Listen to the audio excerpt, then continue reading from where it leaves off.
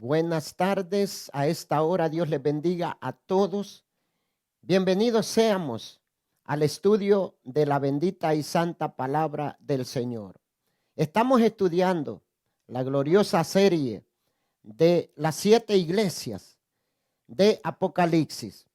En esta oportunidad, antes de comenzar el estudio que vamos a estar haciendo, vamos a hacerlo acostumbrado, de poner este momento bajo la dirección de Dios por medio de su Espíritu Santo. Si usted gusta, acompáñeme a orar y mientras tanto, ¿qué le parece si va compartiendo esta enseñanza para que se extienda y muchos corazones puedan ser beneficiados?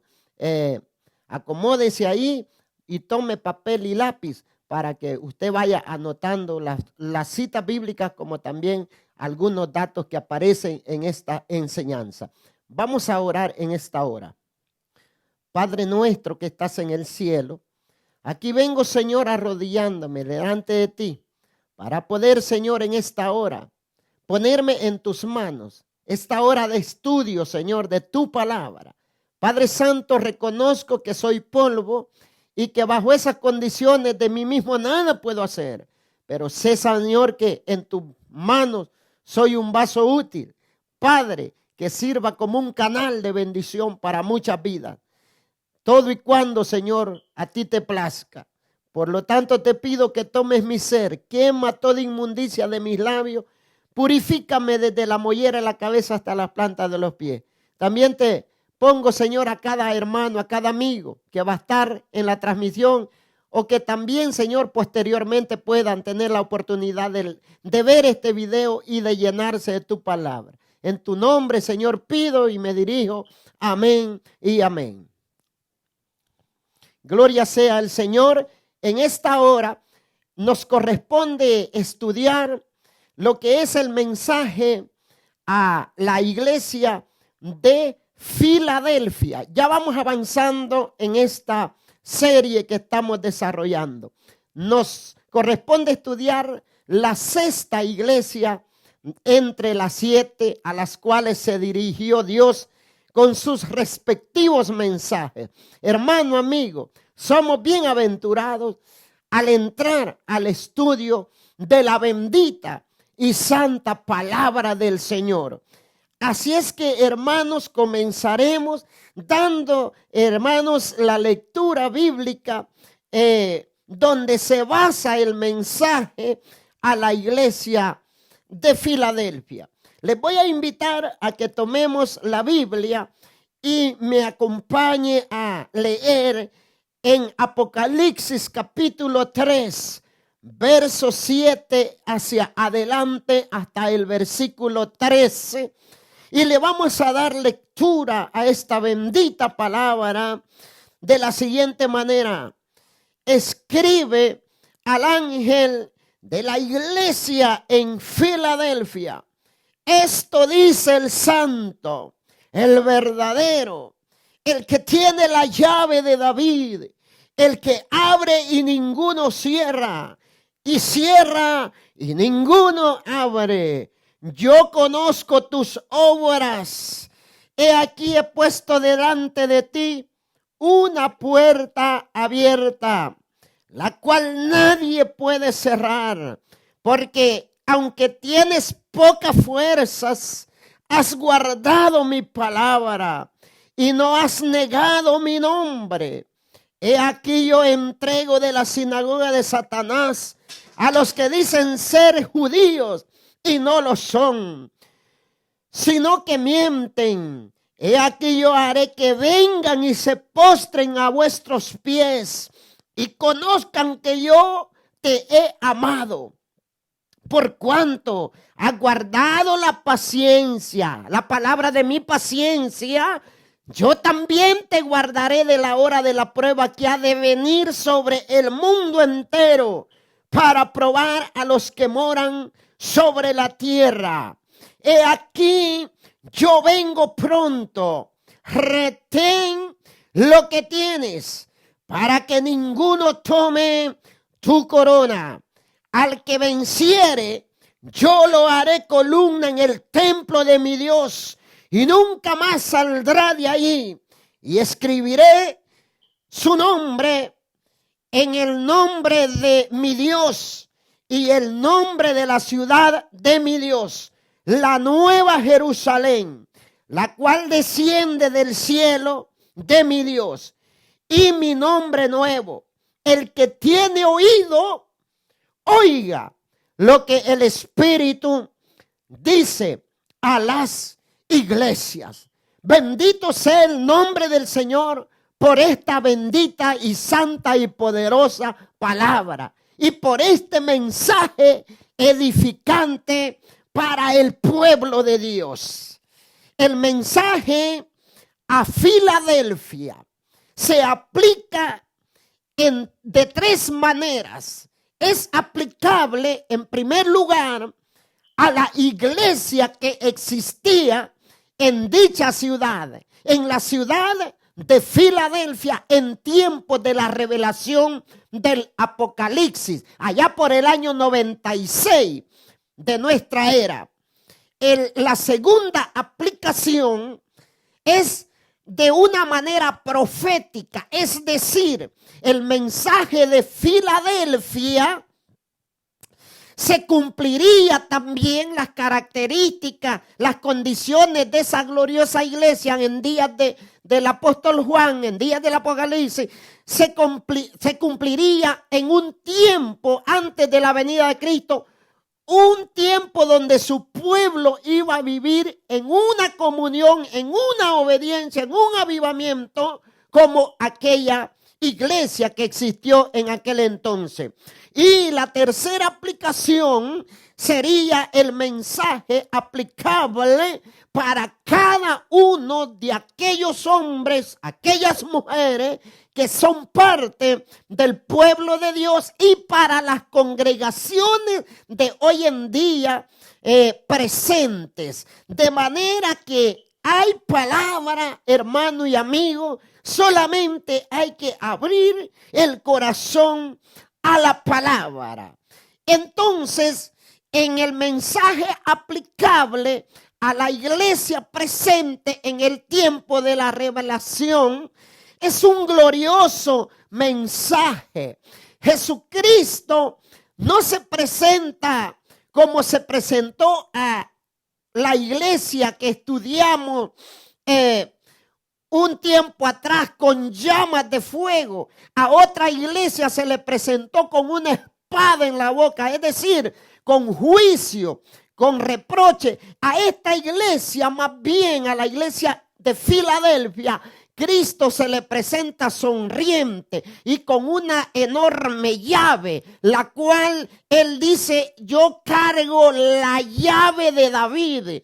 Y él dice: ¿para qué carga esa llave? ¿Por qué Dios tiene esa llave? Y esa llave tiene la capacidad de abrir toda puerta cuanto exista de beneficio para la iglesia en la tierra. Cristo se presenta como el que tiene la llave y que abre las puertas que cualquier congregación necesita de parte de Dios para obtener victoria. Entonces, Cristo dice: yo tengo una puerta abierta. Jesús le ofrece a la iglesia de Filadelfia una puerta abierta. Es obvio que al Jesús mostrar una gran puerta a este pueblo, sería una puerta de bendición, sería una puerta que más al otro lado de ella, esta iglesia encontraría la mano de Dios, el cielo abierto,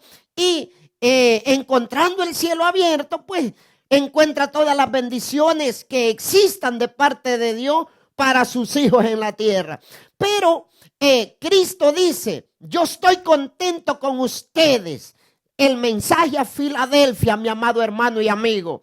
Jesús dice: yo estoy dispuesto a darle apertura de las puertas de bendición cuantas ustedes necesiten. Y la razón es porque ustedes han sembrado obediencia. La razón por la cual Jesús estaba dispuesto dispuesto a abrir con su llave cualquier puerta de bendición a la iglesia de Filadelfia, él mismo le explica: yo he hallado que ustedes son una iglesia que se mueven bajo la doctrina de la paciencia de los santos. Amigo, dice el final de esta palabra, hermano, escucha, hermana, lo que dice al final del mensaje. El que tiene oído, oiga lo que el Espíritu dice a la iglesia. Y yo le invito en este instante, mi amado hermano y hermana, a oír el significado de lo que es la doctrina de la paciencia de los santos. Y yo no le puedo hablar palabra de mí mismo, de manera que yo no le puedo tampoco abrir un libro para decirle que eso significa la paciencia de los santos. Se lo voy a mostrar el significado mediante la palabra, como es lo correcto. ¿Dónde encontramos el significado de la doctrina de la paciencia de los santos que Jesús halló en la iglesia de Filadelfia? Lo vamos a ir rápidamente al libro de Apocalipsis, capítulo 14, versículo 12. Mi amigo, mi hermano, ahí está lo que es el significado de la doctrina de la paciencia de los santos que Cristo halló en Filadelfia. Dice la palabra así, Apocalipsis 14, 12. Aquí está la paciencia de los santos. Y ahí viene, ¿cuál es la paciencia de los santos? Los que guardan los mandamientos de Dios y la fe de Jesús, o que tienen el espíritu de profecía, que es lo mismo. Bendito sea el nombre del Señor Dios Todopoderoso. De manera que la iglesia de Filadelfia, al ser catalogada una iglesia fundada en la doctrina de la paciencia de los santos, Cristo les está diciendo: vosotros, su fe está fundada en la palabra, en el hilo que yo he puesto a mi iglesia, que es guardar los 10 mandamientos, como dice el sabio Salomón, que es el todo del hombre, y también moverse en la enseñanza de la escritura mediante el espíritu de profecía. Una manera de estudiar correctamente la palabra, de interpretarla y también de exponerla. Alabado sea el nombre de nuestro Señor Jesucristo, mi amado oyente. Bendito sea el nombre del Señor. Se da cuenta que una congregación que guarda los 10 mandamientos y tienen el testimonio de Jesús es una iglesia que el cielo está a favor de ella. Como dice Deuteronomio capítulo 28 del verso 1 hacia adelante, hablando a los que guardan sus santos 10 mandamientos. Acontecerá que si oyeres atentamente a la voz de Jehová tu Dios para poner por obra estos mis mandamientos, entonces yo, dice, abriré las puertas de los cielos y enviaré bendición hasta que sobreabunden y te alcanzarán. Y ahí viene una lista de bendiciones de las cuales necesita todo ser humano en esta tierra. Pero hay una siembra con Dios, la siembra de todo cristiano, de toda congregación, para que esa puerta de Filadelfia esté abierta a su favor, es que se mueva bajo la doctrina de lo que es la paciencia de los santos. Como ya lo vimos, es una iglesia que tiene las 2 grandes características que debe de tener y que Cristo exige a su iglesia. Las 2 grandes características de la iglesia de Jesucristo es que guarde los 10 mandamientos, no 9, no 7, 10 cabales, la santa ley de Jehová,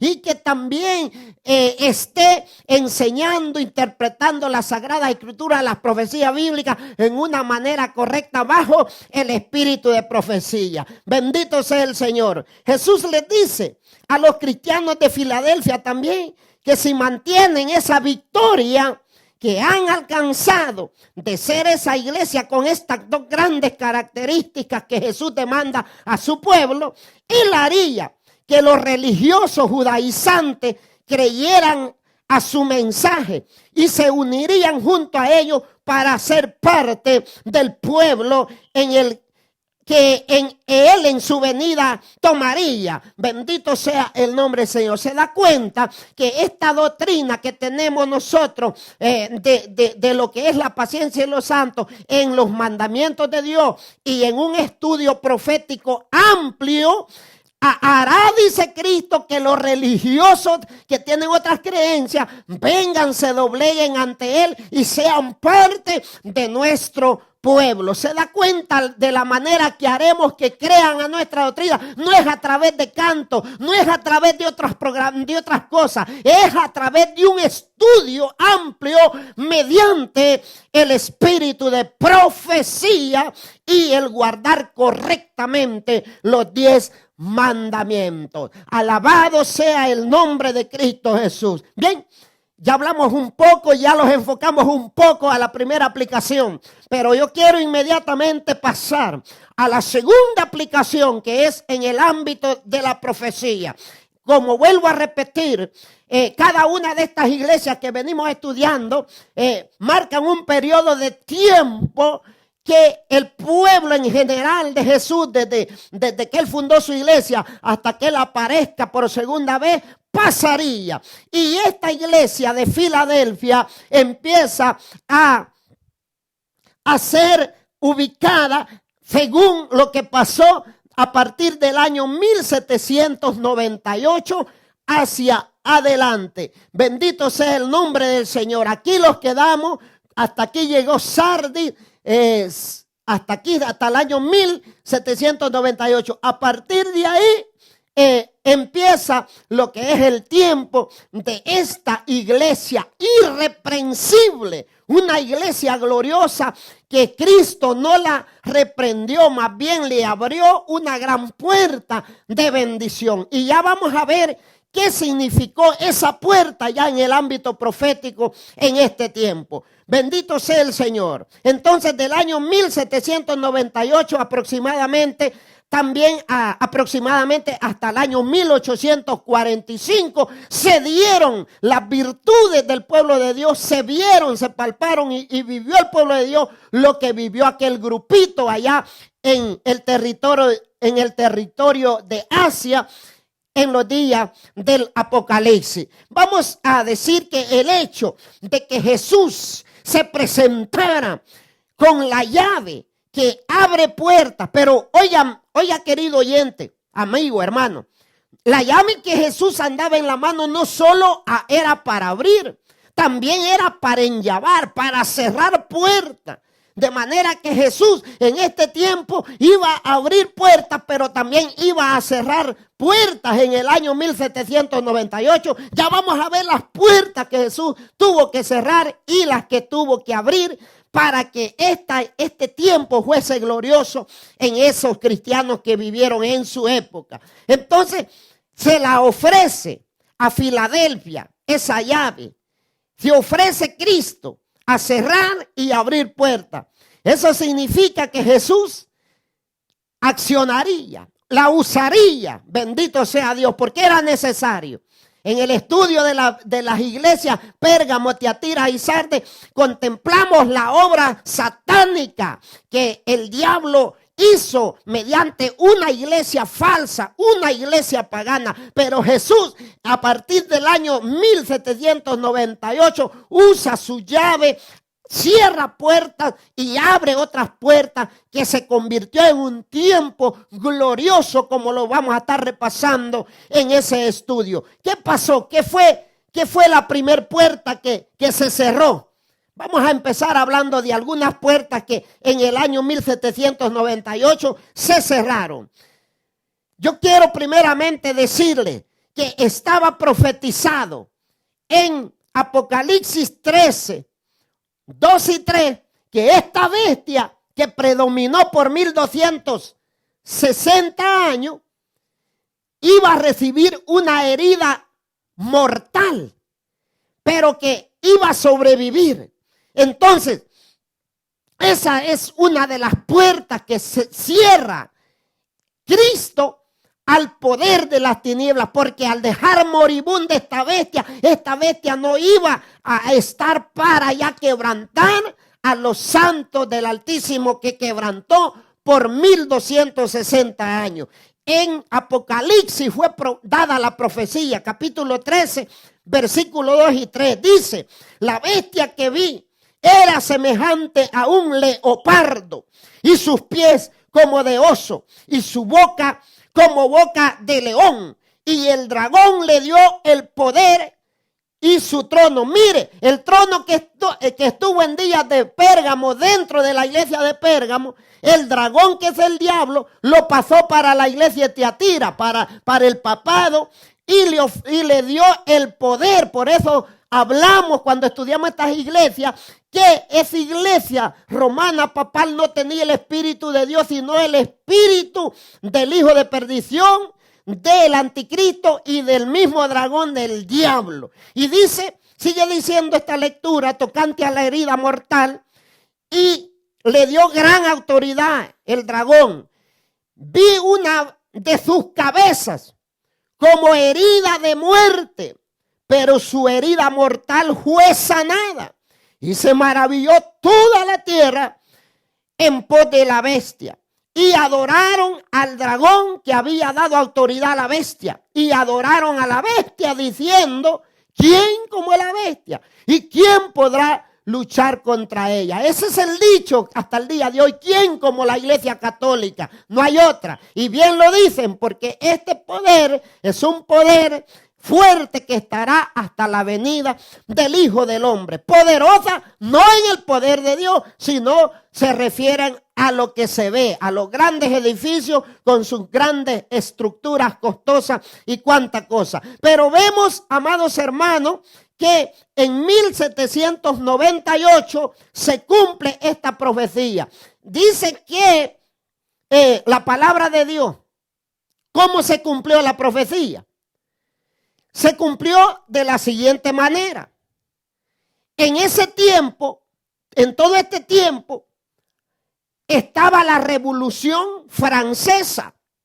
Es decir, que Napoleón, un líder que existió en esos tiempos, toda la gente sabe o ha oído decir el nombre de Napoleón. Fue un valiente militar, un líder francés que tenía un propósito de establecer un quinto imperio mundial. Entonces Napoleón era inteligente en logística, en armas, en todo. Entonces Napoleón empezó a moverse y resulta que encuentra un grande obstáculo.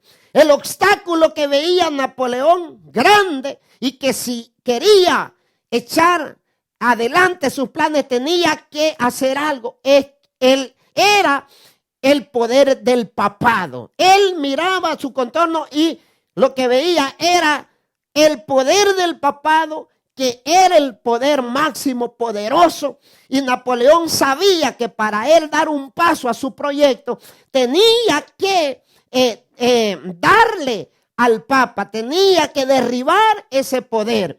Y amigos y hermanos, Dios de alguna manera mueve, le permite a Napoleón actuar de esa manera. Con esto no quiero decir que Napoleón era un hijo de Dios, pero a veces, amados amigos y hermanos, Dios misteriosamente actúa así para poder desarrollar sus profecías y darle su cumplimiento. ¿Qué pasó? Ahí están los datos, amados hermanos, que Napoleón ordenó al general Alexander Berthier invadir con las tropas francesas a lo que fue la ciudad de Roma, donde estaba ejecutando su dominio el papado. Y este general Berthier anuncia al papado y a la ciudad de Roma que por orden de Napoleón, el Papa a partir de aquel año dejaría de ejercer su dominio papal y sería privado de la libertad. Y fue así como el Papa de Roma fue apresado por las tropas francesas y fue llevado cautivo a Francia. Mi amigo, mi hermano, yo no me voy a extender mucho en esta historia, quiero avanzar. Pero sí he hecho este paréntesis para que veamos que la palabra de Dios es tan perfecta, la palabra profética en Apocalipsis 13, 2 y 3, como ya leímos, se profetizó que esa bestia poderosa que nadie la paraba iba a recibir una herida mortal. Y se la dio lo que fue la Revolución Francesa. Bendito sea el Señor. Al pasar eso, ¿qué pasó, mis amados hermanos, con los cristianos? El poder que los estuvo martirizando, ¿qué pasó? Ya no lo miraban, porque el que los martirizaba estaba preso. Bendito sea el Señor. Entonces, prácticamente cuando dice la palabra que la bestia recibió una herida mortal, fue que la bestia no murió, pero quedó en estado de coma por un tiempo. Y en ese tiempo fue donde el pueblo de Dios, que es representado por Filadelfia, toma fuerza. Bendito sea el Señor. Ahora bien, ¿qué otra puerta se cerró en el año 1798? Otra puerta grande se cerró. Acuérdense que estudiamos en una de las enseñanzas pasadas del cuerno pequeño de Daniel 7, 24 y 25, que era lo mismo del poder papal. Ese cuerno pequeño, Daniel profetizó que iba a martirizar a los hijos de Dios y que iba a atropellar la ley de Dios y que iba a cambiar los tiempos proféticos de Dios, los eventos proféticos.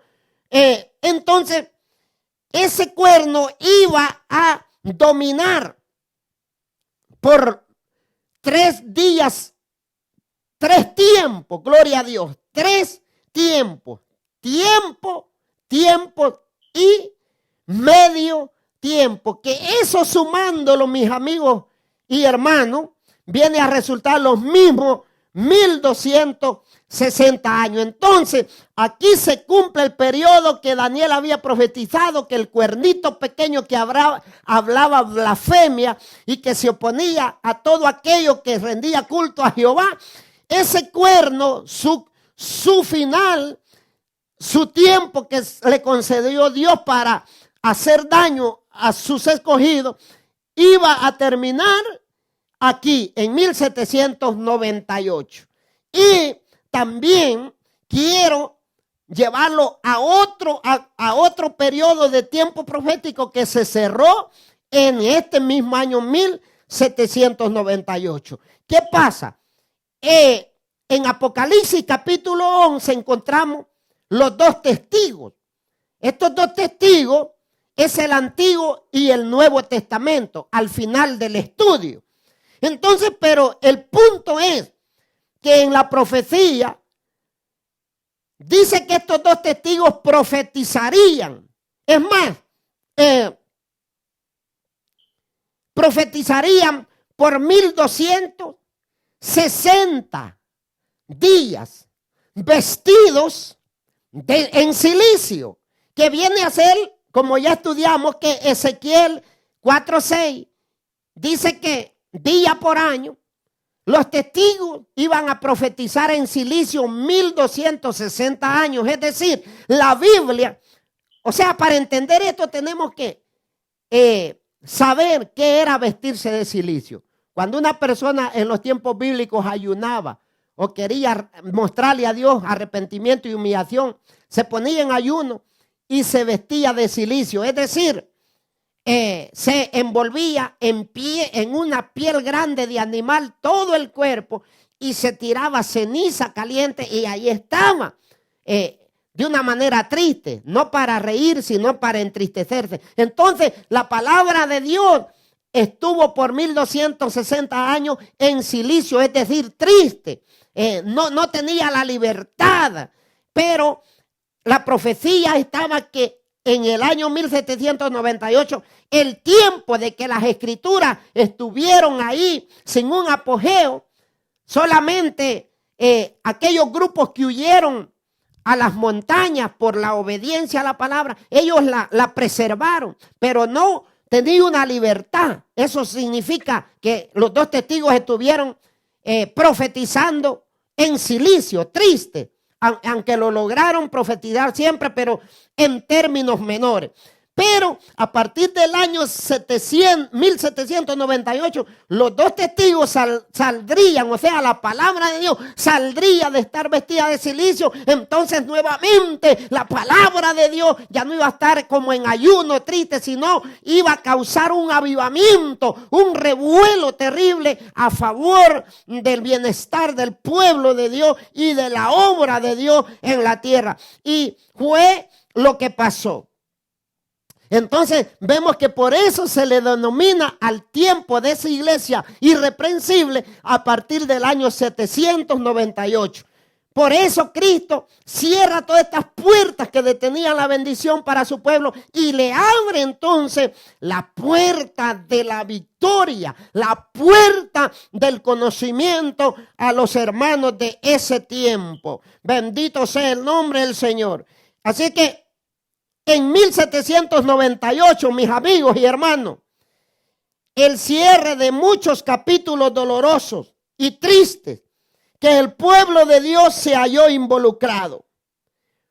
Eso daría paso a un tiempo glorioso y de avance del pueblo de Dios y del mensaje del evangelio.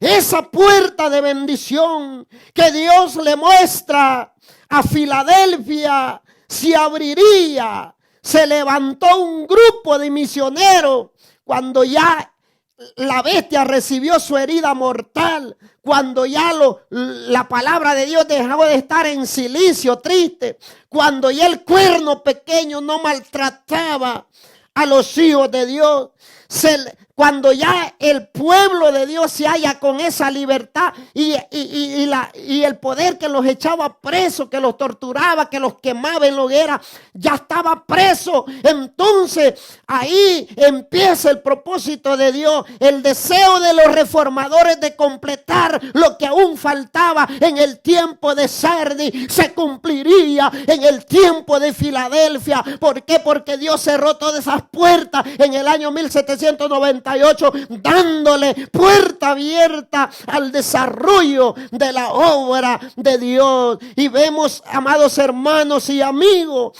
que fue así como se levanta un gran sinnúmero de misioneros en Europa. Estos misioneros siguieron el hilo de los reformadores. Entonces se levanta un grupo de misioneros allá en Europa, en Gran Bretaña, en Alemania, en Suiza, en España inclusive, llevando la predicación mayormente a los Estados Unidos, mi amado hermano. Recuerde que la historia nos dice que en el año 1620, un grupo de cristianos se embarcaron en un puerto de Inglaterra llamado Plymouth y viajaron en una barca llamada el Mayflower, lo que significa en español la flor de mayo, y miraron más allá del mar y ellos sabían que allá había libertad, que allá nadie los iba a perseguir, que nadie los iba a meter a la cárcel por testificar y servir a Dios. Y fue ahí como los puritanos, una rama de la iglesia inglesa, viajó en esa barca y llegó a los Estados Unidos. De manera que ya cuando en el año de este mover glorioso, ya Estados Unidos estaba en un proceso de colonización. Las colonias ya estaban tomando fuerza y estos misioneros, al ver la puerta abierta, que ya no había restricciones, empezaron a hacer las misiones hacia Estados Unidos y a llenar todas las colonias que en ese tiempo eran las que componían la nación de Estados Unidos. Y no solo Estados Unidos, los misioneros empezaron a sentir aquel juego y viajaron a Sudamérica, viajaron a Canadá, viajaron a México, viajaron a Asia, viajaron a África y regaron el evangelio. Bendito sea el Señor. Esa iglesia que se le abre una puerta, Dios tenía un plan con ella. La iglesia que había muerto, que estaba en un estado muerto, en la iglesia de Sardis, donde les dice, vosotros decís que está vivo, pero verdaderamente estás muerta. Estaba muerta espiritualmente la iglesia por 1260 años. No habían bebido del manantial del agua de vida, que es la palabra de Dios. Ahora ven, este pueblo, esos misioneros, ahora ven una enorme puerta en el cielo que se les abre, enviando la palabra como lluvia a la tierra. Ya la Biblia no salía por gotitas, porque en toda esa época de oscurantismo, la Biblia por gotitas de vez en cuando, porque los grupos que huyeron a los montes lograron mantener ahí por lo menos una gotita. Pero a partir del tiempo de la iglesia de Filadelfia, Dios abriría en el cielo una gran puerta, una abundancia de palabra que vendría a revivir los corazones de toda la humanidad que estuvo muerta. Como dice Isaías 55:10, porque como desciende de los cielos la lluvia y la nieve y no vuelve allá, sino que riega la tierra y la hace germinar y producir y da semilla al que siembra y pan al que come, así será mi palabra que sale de mi boca. No volverá a mí vacía, sino que hará lo que yo quiero y será prosperada en aquello para lo que la envíe. Bendito sea el nombre del Señor. A partir del año 1792, inclusive antes, porque amados hermanos, antes desde el año 1400, desde el año, hermano, 1740, empezó ya Roma a perder, a desinflarse y empezó el movimiento a tomar fuerza. Pero ponemos la fecha porque en ese año fue exactamente que se le da la herida mortal a lo que fue la bestia.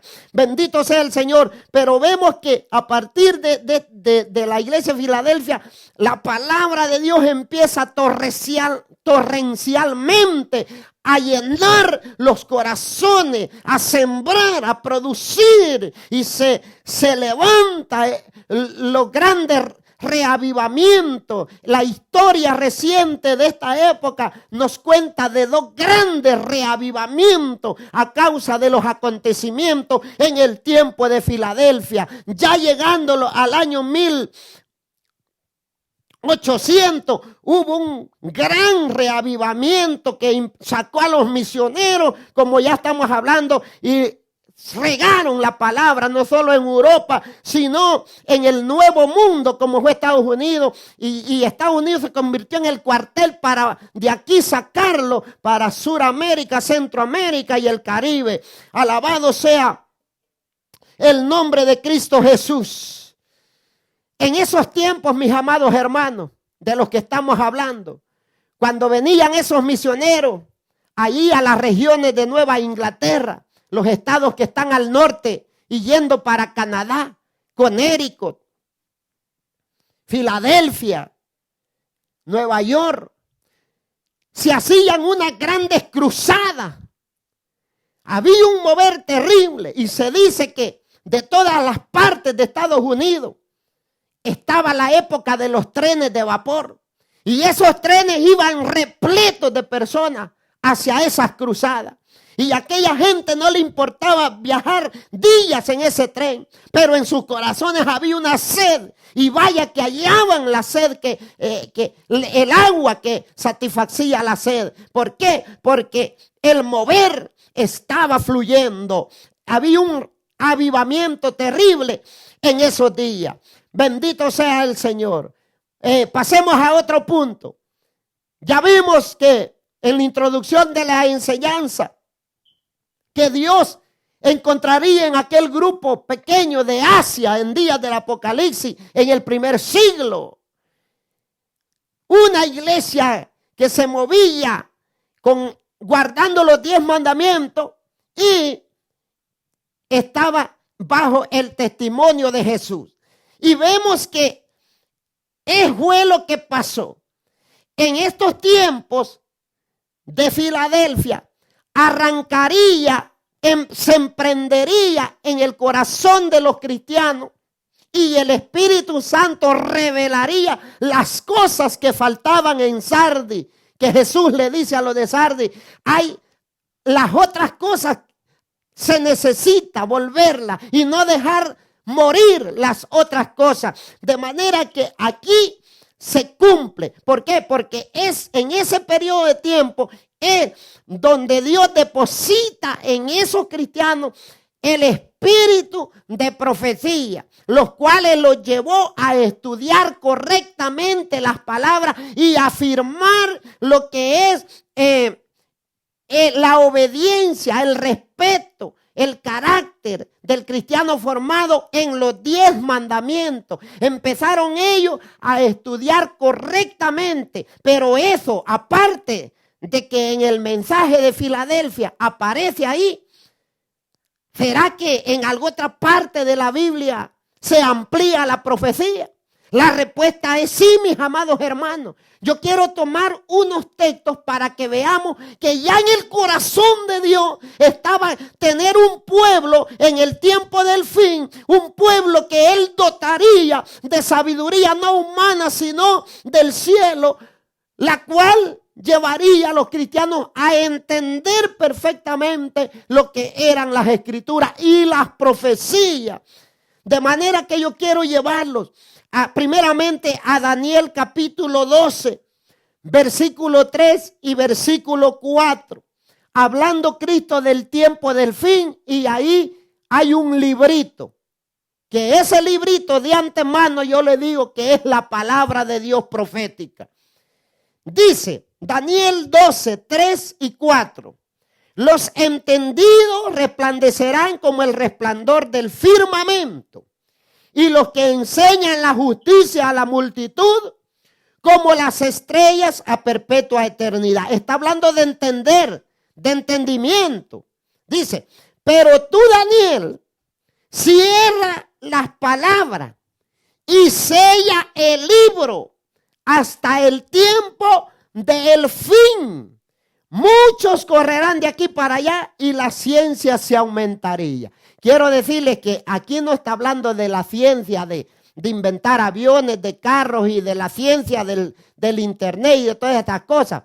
No, aquí está hablando de la ciencia del conocimiento para entender las cosas proféticas.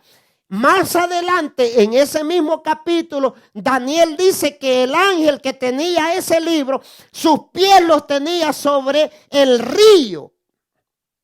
Bendito sea Dios. Solamente les doy como un detalle a seguir, porque más allá vamos a encontrar al mismo ángel parado en las aguas y con el libro.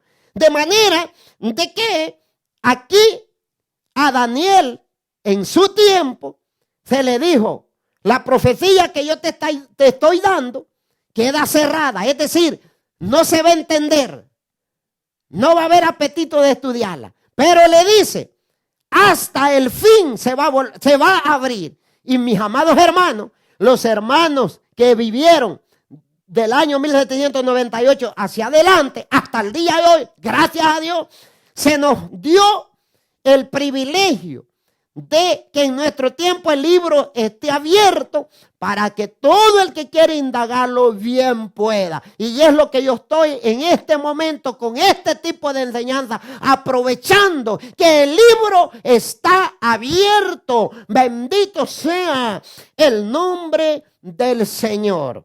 Ahora, ¿dónde se ancla?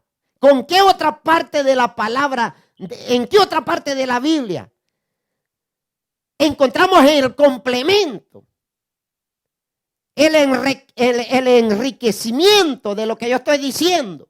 En Apocalipsis 10, verso 8 al 10. Bendito sea el Señor. Mire, a Daniel se le dijo en días del profeta Daniel, cierra el libro. Pero vemos que aquí está hablando, está el mismo ángel, está parado en las aguas, aparece el libro, pero ¿cuál fue el mensaje de Jesús? ¿Qué hacer con el libro? A Daniel se le dijo que hiciera, que no lo estudiara, sino que permaneciera el libro cerrado. Pero ya en Apocalipsis, ¿cuál es la condición? Dice Apocalipsis 10, del verso 8 hacia adelante. La voz que oí, dice, testifica Juan, del cielo habló otra vez conmigo y dijo, ve y toma el librito. O sea, aquel librito que cerró Daniel, a Juan se le dije, toma el librito que está abierto. ¿Cómo aparece ya en el primer siglo, en días del Apocalipsis, para la iglesia de Cristo? Abierto. Está abierto. Y dice, se le dio una orden que lo tomara porque el libro estaba abierto. En la mano del ángel que está en pie sobre el mar y sobre la tierra. Mire, aquel ángel de Daniel, en Daniel 12 estaba sobre las aguas, este está sobre las aguas. Y dice, fui al ángel diciéndole que me diese el librito.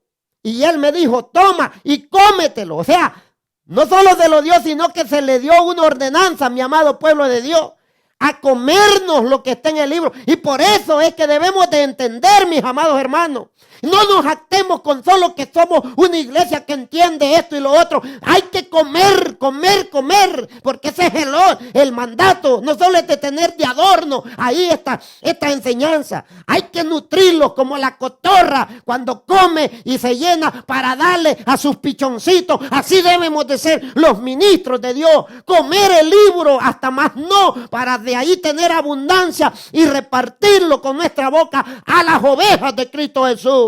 Esa fue la orden y eso fue lo que hicieron los hermanos acá. Empezó un estudio pleno de la Escritura. Bendito sea el Señor. Dice, cómetelo. Y oiga bien lo que iba a suceder en el organismo de Juan. Y te amargaré el vientre, pero en tu boca será dulce como la miel. Entonces tomé el libro de la mano del ángel, lo comí y era dulce en mi boca como la miel. Entonces tomé el librito de la mano del ángel, lo comí, dice, y era dulce en mi boca como la miel. Pero cuando lo hube comido, amargo en mi vientre. Ahí hay una enseñanza que rápido la quiero explicar así. Al decir Juan, yo comí lo del libro y el libro fue tan dulce, fue eso que sintieron los cristianos, esa dulzura, esa llenura de la palabra, ese sabor que sentían, esa libertad de culto y ellos gozosos. Pero dice que al final iban a sentir una amargura. Y eso fue lo que pasó, un acontecimiento en lo que fue el año 1844. ¿Qué fue lo amargo? Que estos cristianos, estudiando las Escrituras, algunos puntos no los lograron alcanzar a plenitud, a entender. Y resulta que ellos, bajo un estudio del profeta Daniel, de las tardes y las mañanas, resulta que encontraron que en el año 1744 ellos interpretaron que Jesús iba a aparecer. Y fue ahí donde se llevaron una tristeza porque no interpretaron correctamente lo que ellos creían estar interpretando correctamente. Jesús no vino y se llevaron un gran chasco. Eso fue lo amargo que iba a sentir este pueblo al comer aquel libro que al principio les fue dulce. Pero yo quiero quedarme ahí. En alguna otra enseñanza ampliaremos este acontecimiento. Eso fue lo amargo. Pero en sí, lo bonito, lo precioso, mis amados hermanos, es que ya a los hermanos del tiempo de Filadelfia, en ellos se cumple lo que Dios le dijo a Daniel. El librito estará cerrado hasta el tiempo del fin. Por eso, mis amados hermanos, ya a partir del año 798, podemos nosotros decir que entra lo que es esa etapa anaranjada, anunciando que el fin, así como el semáforo, cuando pasa de verde a anaranjado, significa que ya viene lo rojo. Entonces, a partir del año 1798, a la iglesia de Filadelfia, ya Cristo la toma como el grupo de su pueblo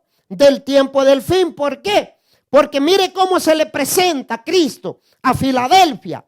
He aquí, yo vengo pronto. Es decir, ustedes en su época, yo ya estoy a las puertas. Ya empezó a hablarse de la venida de Cristo, empezó a hablarse muchos temas. Entonces, parte del mensaje de Filadelfia, esto significa que a partir de ese tiempo empezaría la etapa final de la iglesia en esta tierra. Los hermanos del tiempo de Filadelfia comenzaron a estudiar los temas que le faltó concluir a los reformadores de la época de Sardis. Pero en Filadelfia, con esta bendición, esta puerta de sabiduría y de bendición espiritual que Dios les abrió, esos cristianos comenzaron a meterse a los temas que se anclan con lo que es la segunda venida de Cristo. Ellos empezaron a estudiar el tema del milenio, empezaron a estudiar el tema del juicio de Dios, empezaron, hermano, a afirmar la obediencia nuevamente de los 10 mandamientos, a cumplir los 10 mandamientos. Empezaron a estudiar la palabra bajo el espíritu de profecía. Yo quiero decirles a los oyentes, hermanos y amigos, el pueblo de Dios tiene una característica, para estudiar la Biblia. Y la característica del pueblo de Dios para estudiar la Biblia no son mensajitos de 15 minutos, son mensajes amplios. Un poquito aquí, un poquito allá, un poquito aquí, otro poquito allá, renglón por renglón, dice la Biblia, línea por línea. Y eso es lo que hoy en día tenemos que recuperar. Porque hoy en día la iglesia se ha vuelto iglesia de celebrar. Y yo no estoy en contra de que hay que celebrar. Pero la postura que está tomando la iglesia, o que ha tomado la iglesia hoy en día, es como la postura de la época de David. Salmistas, cantar 3 horas y 10 minutos de palabra. Estamos mal con el sistema, mis amados hermanos. Tenemos que estructurar el sistema. Esta iglesia se enfocó al propósito de Dios. Entonces, y su mensaje iba acompañado, mire, con los grandes sucesos. Ellos empezaron a predicar que Cristo venía, empezaron a predicar del milenio, empezaron a predicar del cierre de la gracia, empezaron a predicar de la persecución que iba a venir días antes. Y ¿sabe qué? Dios iba acompañando su mensaje con las señales que empezaron a suceder en este tiempo de Filadelfia. Las señales que en el Evangelio de Mateo capítulo 24 Jesús dejó que anunciarían entonces el tiempo del fin. Entonces esta iglesia, Cristo se presenta, he aquí yo vengo pronto.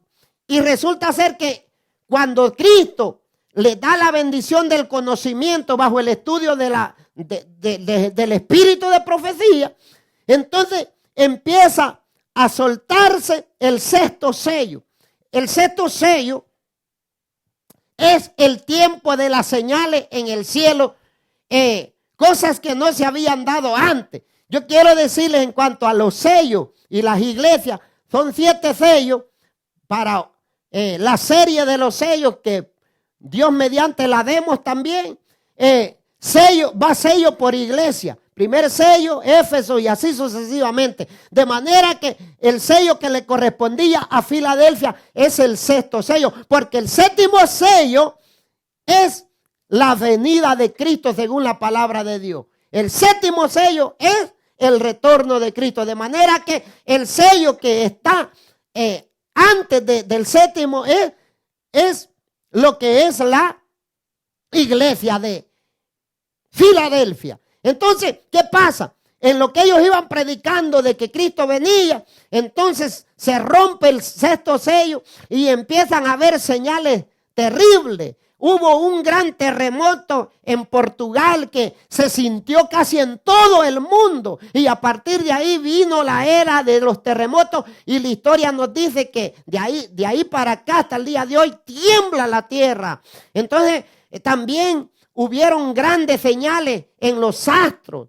Se dice que hubo un eclipse a mediodía, donde los animales, las aves de corral se subieron a los árboles, los animales de corral se fueron a sus pesebres, anocheció un gran eclipse y a partir de ahí empieza la era de los eclipses también y también se dice que aquí en Estados Unidos, aquí al norte yendo para Canadá, hubo una noche donde hubo una gran constelación de estrellas, cayeron estrellas incontables por millones, donde se podía leer la hoja del periódico a la medianoche con la luz que daban esa lluvia de estrellas. Entonces estos cristianos, con todo eso, el mundo creía y se despojaban del yo, del humano, y esperaban con ansia el regreso de nuestro Señor Jesucristo. Mis amigos, mis hermanos, esa es la iglesia de Filadelfia. Vemos las características. Una iglesia en apogeo, avivada, misionera, estudiosa de la palabra. Una iglesia que predicaba y Dios respaldaba su mensaje. Hoy en día estamos en la época de la abundancia de evangelio y de poca calidad. ¿Qué quiero decirle? Donde quiera yo veo letreros, Iglesia Filadelfia, y yo digo, ¿será que le han puesto el nombre a esa iglesia por lo que viven en su obediencia? ¿O será porque es bonito, suena bonito, la iglesia que fue irreprensible? Ojalá que fuese que esos letreros se los pongan por lo que viven. Y nosotros sabemos que para llevar el nombre de Filadelfia hay que vivir doctrinalmente, y nuestro fundamento y nuestro orden de enseñar y oír los mensajes tiene que ser bajo el hilo, bajo el espíritu de profecía y guardando los 10 mandamientos de nuestro Señor Jesucristo. Entramos a la conclusión hablando de lo que es el mensaje aplicable para cada cristiano hoy en día y para cada congregación del presente. ¿Qué pasa? ¿Qué debemos de hacer? Procurar estar en ese avivamiento que aconteció en estos tiempos. En ese avivamiento, pero no postizo, no descartable, un avivamiento de corazón, genuino. Porque el avivamiento, hermanos, que no es genuino, está a la orden del día. La persona estuvo llorando en el servicio, pero ya salió a pelear con su esposo, con sus hijos, con el vecino. ¿Será que esas lágrimas las produjo un avivamiento genuino o un sentimentalismo que lamentablemente es lo que está pasando? Hoy en día los cristianos se mueven por lo que sienten y inclusive dentro de nuestro rebaño yo reprendo y digo, hermano, usted no camine en la iglesia por lo que siente, porque resulta ser de que hay personas que tienen 15 años de ser cristianos y no se bautizan porque no sienten. Es que no es sentido. ¡Alto! No es porque sientas, es porque crees que tenés que hacerlo, lo sientas o no. Y hoy en día el sentimentalismo es lo que arropa. Que cualquier cosita, cristianos de vidrio, se quiebran rápido. Pero el verdadero avivamiento es aquel que produce obediencia en nosotros, o produce templanza y produce un hambre de palabra de Dios, que usted va a elegir a aquellos predicadores que predican hora y media, los favoritos, porque eso han dedicado horas y horas, noches para traer esas leyendas. No le va a causar sueño. Es el verdadero avivamiento. El verdadero y genuino avivamiento es el que produce la palabra bendita de Dios. No es el que produce un canto. No, es el que produce la palabra de Dios. Demos el testimonio de que poseemos las dos características de la verdadera iglesia. Eso es lo que debemos de procurar. Que nosotros sabemos que tenemos las dos características. Uno, guardamos los 10 mandamientos. 2, que nos gusta estudiar y comprendemos la palabra de Dios mediante el estudio de la profecía. Mediante el espíritu de profecía, que es el testimonio de Jesús. ¿Y sabe qué? Cuando usted logre eso, el diablo se le va a lanzar con todo, según Apocalipsis 12:17. El diablo no se va a enojar con los cristianos que gozan de mensajitos de 15 minutos. El diablo se va a enojar con los cristianos amadores del espíritu de profecía, del estudio de la palabra. Apocalipsis 12:17. Dice que el dragón se llena de ira contra la mujer y se va a hacer guerra con los que guardan los mandamientos de Dios y tienen el testimonio de Jesús. Está claro. Debemos de procurar que seamos esa iglesia con juego misionero, con aquellas grandes cruzadas, llevando la predicación del mensaje del librito que se le dio a comer a Juan, que comiera bajo el espíritu de profecía. Y de esa manera Jesús traiga a su reino a muchos religiosos de otras creencias. Entonces, ese es el método más poderoso. Cristo le dice a aquellos hermanos en Filadelfia, si ustedes se mantienen, retienen lo que tienen, lo que han alcanzado, yo haré que los que se dicen ser judíos y no lo son, eran los religiosos, vengan y se arrodillen al mensaje que ustedes tienen. Y es lo que tenemos que hacer. Hermanos, nosotros creemos que con buenos grupos de música, que con esto y lo otro, que con buenos templos, que con esto y lo otro, con eso vamos a ganar. No, vamos a ganar con ser una iglesia como la de Filadelfia, avivada, estudiosa de la palabra del Señor. Tenemos que creer que somos la iglesia del tiempo del fin. Pero usted puede decir, si yo creo, y eso es lo que más se predica. Pero tal vez lo creemos por encimita y lo predicamos del diente al labio. Porque estos hermanos de Filadelfia predicaban que Jesús venía, pero ellos vivían con una conducta que sí se apegaba a lo que ellos andaban predicando. ¿Qué es lo que pasaba? Usted sabía que estos hermanos de este tiempo practicaron el hábito de la iglesia primitiva. Algo parecido, porque ellos ellos tenían propiedades, pero era como que no tenían. Pues ellos decían, Jesús ya viene. O sea, ellos vivían con su corazón, no anclado a los teneres de la tierra. Hoy no, si hoy la iglesia frívola, que es la que vamos a pasar, la iglesia de Laodicea, la iglesia tibia, la que le causa a Dios vómito, náusea. Esa iglesia está predicando que Jesús viene y vemos a los jóvenes quebrantando los mandamientos por una carrera y vemos al hermano renunciando a su vez por un trabajo. Entonces es una tibieza terrible, pero estos no, ellos se consideraban la iglesia que predicaba el tiempo del fin y que Jesús venía, pero su actitud, sus condiciones lo mostraban, su diario vivir. De manera que para terminar leeré lo que dice segunda de Pedro, capítulo 3, verso 14, porque fue exactamente lo que Cristo al final del examen, en este estado deja Cristo a la iglesia de Filadelfia.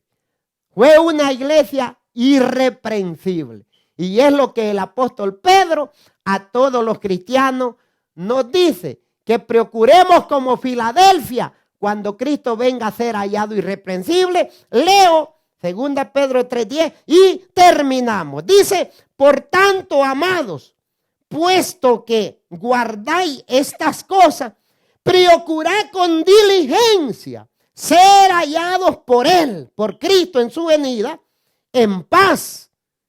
Nada de pleitos, de amargura, de disensiones, en paz, sin manchas, lejos de la mundanalidad, de las celebraciones, de lo que les gusta a los cristianos hoy en día. Quieren andar un pie aquí, un pie allá. No, sin mancha e irreprensible. Hasta acá llega el estudio a la iglesia penúltima de las 7 y les invito al próximo estudio. Los encontramos con el favor de Dios. Hasta entonces, y que Dios me les bendiga. Bendito sea el Señor.